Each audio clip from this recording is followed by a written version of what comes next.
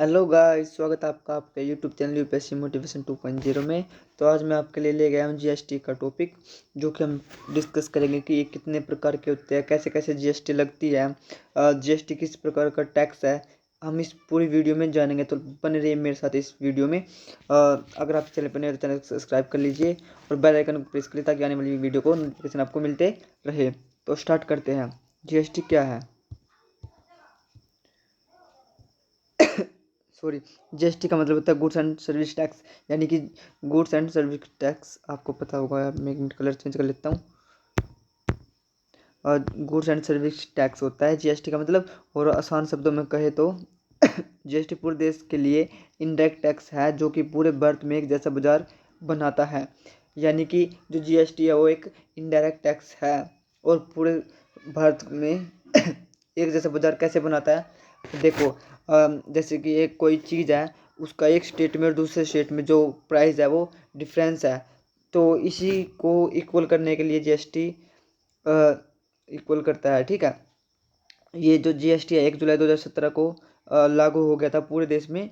इसलिए हो गया था। जीएसटी इसलिए लगाया जाता है क्योंकि अभी एक ही चीज़ के लिए दो राज्यों में अलग अलग कीमतें चुकानी पड़ती थी। जीएसटी लागू होने पर सभी राज्यों में लगभग सभी गुण एक ही कीमत पर मिलेगी।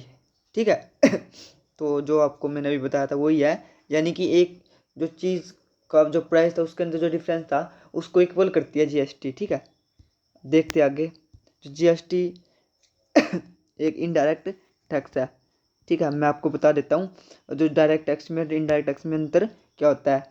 जैसे कि इनकम टैक्स, कॉरपोरेशन टैक्स और प्रॉपर्टी टैक्स, ये होता है डायरेक्ट टैक्स जो हम डायरेक्ट सरकार को देते हैं, यानी एक पर्सन के द्वारा डायरेक्ट सरकार को दिया जाता है। लेकिन जो इनडायरेक्ट टैक्स होता है, जैसे कस्टम ड्यूटी, एक्साइज ड्यूटी या सर्विस टैक्स, ये होता है किसी वस्तु के ऊपर लगाया जाता है टैक्स। उसके बाद वो वस्तु के ऊपर लगता है ना, जो जिस वो उसको कंपनी को प्रॉफिट होता है, फिर कंपनी सरकार को देती है। यहाँ पे तो डायरेक्ट जो इसमें डायरेक्ट मतलब डायरेक्ट जो पर्सन होता है वो डायरेक्ट सरकार को टैक्स देता है, सॉरी टैक्स देता है। लेकिन जो इसमें होता है, इसमें ना किसी वस्तु के द्वारा टैक्स लग लग के सरकार के पास जाता है। ठीक है, आप इसका डिफरेंस समझ गए। आगे देखते हैं।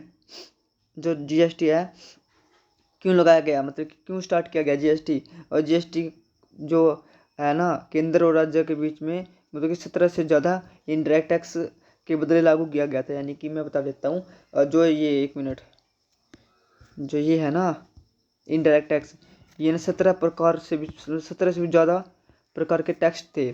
तो उन सबको हटाकर अब जीएसटी ही लेके आ गया है सीधा।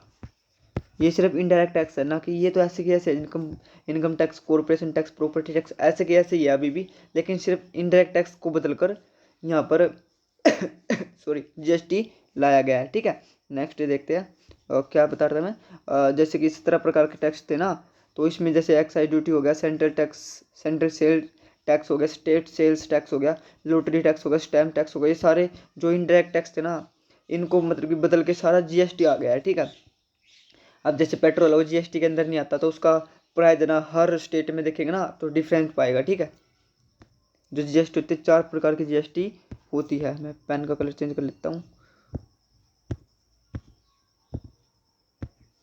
4 प्रकार की जीएसटी होती है। एक तो होता है सीजीएसटी, यानी सेंटर की जीएसटी होती है जो। एक एसजीएसटी होती है जो स्टेट की जीएसटी होती है। सॉरी, एक यूजीएसटी होती है जो कि यूनियन टेरिटरी की जीएसटी होती है, यानी यूटीजीएसटी बोल सकते हैं हम। आईजीएसटी होता है इंटीग्रेटेड, यानी कि एक स्टेट से दूसरे स्टेट में जब हम कोई सामान भेजते हैं या खरीदते हैं या फिर उसका कुछ भी करते हैं, तो वहाँ पे जीएसटी लगती है। ठीक है, इंटीग्रेटेड जीएसटी लगती है, जीएसटी। तो अब हम इसमें और जानेंगे कि कैसे कैसे कैसे मतलब कि 4 प्रकार की होती तो है, लेकिन इनमें से लगती 2 प्रकार की ही जीएसटी है। ठीक है, मैं भी आपको आगे बता देता हूँ। जो ये ना 4 प्रकार की जीएसटी होती है ना, इनमें से 2 प्रकार की जीएसटी ही लगती है। अभी देखो मैं आपको समझाता हूँ। जैसे कि अब एक स्टेट है, मान लो हरियाणा। हरियाणा के अंदर ही मतलब कि मैं सामान का व्यापार कर रहा हूँ हरियाणा के अंदर ही रहकर, तो उसमें सिर्फ 2 प्रकार की जीएसटी लगेगी। एक तो एसजीएसटी और एक लगेगी सीजीएसटी। ठीक है, अगर मैं सेम स्टेट में व्यापार कर रहा हूँ तो उसमें एसजीएसटी और सीजीएसटी लगेगी, यानी 18% में से 9% स्टेट का, 9% जो सेंटर है उसका, ठीक है, समझ गए ना। अब मैं बताता हूँ, जैसे कि अब यूटी भी ऐसे ही है, जो यूनियन टेरिटरी जीएसटी है ना, उसका भी यही फंडा है। अगर सेम यूटी के अंदर ही वो होगा, क्या कहते हैं, मतलब सेम यूटी, यानी यूटी ऐसे मान लो दिल्ली है, दिल्ली के अंदर व्यापार कर रहे हैं हम, तो दिल्ली के अंदर ही दो प्रकार की जीएसटी लगेगा। यूटी जीएसटी यानी जो कि दिल्ली के पास जाएगा, यानी दिल्ली एक केंद्र शासित प्रदेश है, ठीक है, उसके पास जाएगा। और दूसरी लगेगी C GST, sorry C GST, ठीक है, लगेगी। और अगर इंटीग्रेटेड कब लगती है, अगर हम जैसे कि एक स्टेट है, मान लो राजस्थान, राजस्थान से कोई सामान, राजस्थान से सामान बना और वो हरियाणा में आया, ठीक है, तो यहाँ पे भी एक लगती है आई जी एस टी और एक लगती है CGST, ठीक है। एक बात बता देता हूँ, जो ये, यार पेन नहीं चल रहा, 1 मिनट, जो ये है ना दो स्टेट, अब आप पूछोगे कौन से स्टेट के पास जो जीएसटी जाएगी, तो मैं बता देता हूँ। जैसे कि ये गुजरात था, गुजरात के अंदर कोई सामान बना तो वहाँ के लोगों को रोजगार मिला मिला ना। लेकिन जो यहाँ से बनकर सामान गया है हरियाणा के अंदर, तो हरियाणा के अंदर गया ना, वहाँ जाकर बिका है, तो जाहिर सी बात है टैक्स इसको मिलेगा, ठीक है, टैक्स इसको मिलेगा। यानी कि मैं बता देता हूँ, पहले क्या था, पहले था जैसे कि गुजरात और हरियाणा, और ये हो गया सेंटर। कोई सामान बना, इसके पास गया, मतलब कि कोई सामान यहाँ पे गया, तो यहाँ से जो जितनी जीएसटी आती है 18% जीएसटी आई ना, वो सेंटर के पास गई, सेंटर के पास गई। सेंटर अब 9% जीएसटी अपने पास रखकर 9% उस राज्य को देगा जिसमें सामान जाके बिका है, तो 9% इसमें जाके बिका तो हरियाणा को मिलेगा 9%। अब देखो तीनों का फायदा हो गया। सेंटर को तो समझ रहे, दोनों हाथों में लड्डू है, इधर या इस स्टेट में भी क्या है, इस स्टेट में भी क्या, उसको तो टैक्स मिलना ही मिलना है। अब मान लो इधर गुजरात था, गुजरात के लोगों को व्यापार मिल गया, यानी सॉरी व्यापार बनी, रोजगार मिल गया, और इस यहाँ हरियाणा को मिलेगा टैक्स, ठीक है, यहाँ पे तीनों का काम चल गया, ठीक है, आप समझ गए होंगे मैं क्या बताना चाह रहा हूँ। आप देखते आगे थोड़ी और जानकारी। और 122वां तो बिल था जो कि 2014 में आया था, इसमें जीएसटी लाई गई थी, ठीक है, इस बिल में। अभी मैं आपको बिल और एक्ट में अंतर बताऊंगा। और 101वां क्या था, एक्ट था, 2016 में पास हो गया था। कोई कानून हम बनवाना चाहते हैं तो हम एक ड्राफ्ट लाकर संसद में पेश करते हैं, तो संसद वो होता है बिल। हमने कोई बिल संसद में पेश किया, मतलब कि लोकसभा के मेंबरों ने पेश किया कुछ बिल की इसको कानून बनना चाहिए, तो वो बिल होता है। लेकिन जब वो कानून बन जाता है ना, तो वो एक्ट बन जाता है, एक्ट यानी कानून बन जाता है, ठीक है। तो ये अंतर होता है दोनों में, बिल और एक्ट में, इसलिए आपको ये नंबरों में डिफरेंस आ रहा होगा, 122वां और 101वां, ठीक है, ये याद रखना आगे सॉरी, आगे एग्जाम में जो है वो कॉम्पिटिटिव एग्जाम होता है उसमें पूछे जाते हैं, क्वेश्चंस आ जाते हैं, सिंपल से नॉर्मल से है, ठीक है। आगे देखते हैं, अब जीएसटी है तो जीएसटी काउंसिल भी होगी उसको संभालने के लिए, तो वो आर्टिकल 279A के अंदर में है। अब मैंने आपको बताया था कैपिटल ए का मतलब क्या होता है और स्मॉलेस्ट ए का मतलब क्या होता है। जो कैपिटल ए होता है उसका मतलब होता है कि उसमें अमेंडमेंट करके वो चीज़ ऐड की गई है सॉरी, अगर स्मॉलेस्ट ए है तो उसका मतलब होता है कि वो पार्ट को शो कर रहा है, ठीक है। इस जो जीएसटी काउंसिल है इसके अंदर 33 मेंबर्स हैं, 2 सेंटर के मिनिस्टर होते हैं, एक तो होता है फाइनेंस मिनिस्टर निर्मला सीतारमन है, और दूसरा कोई यूनियन मिनिस्टर होता है वो भी मतलब कि सेंटर का मिनिस्टर ही होता है। और 28 स्टेट के मिनिस्टर्स होते हैं, जो फाइनेंस मिनिस्टर होता है हर स्टेट के, और 3 यूटीज़ के जो मिनिस्टर होते हैं, ठीक है, वो उसमें इसके मेंबर होते हैं जीएसटी काउंसिल के। अब कुछ और इम्पोर्टेंट बात देख लेते हैं जीएसटी के बारे में, देख लेते हैं।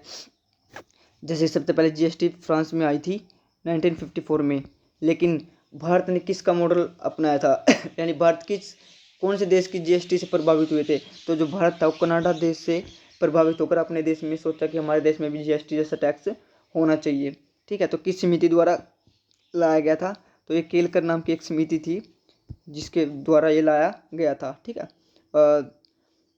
कितने इंडायरेक्ट टैक्स है जीएसटी के अंदर, 17 प्रकार के, मैंने आपको बताया था 17 प्रकार के जो इंडायरेक्ट टैक्स है उनको ऐड करके एक जीएसटी बनाई गई थी, ठीक है। नेक्स्ट देखते हैं आगे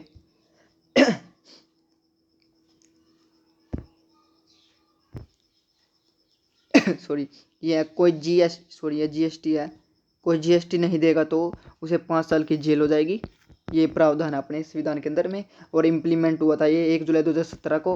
और अमेंडमेंट था जो IGST होता है, 1 मिनट सॉरी, हाँ IGST, पहले ना IGST था नहीं, जो इंटीग्रेटेड GST था वो था नहीं, वो अमेंडमेंट करके 269A में ऐड किया गया था GST के अंदर, ठीक है।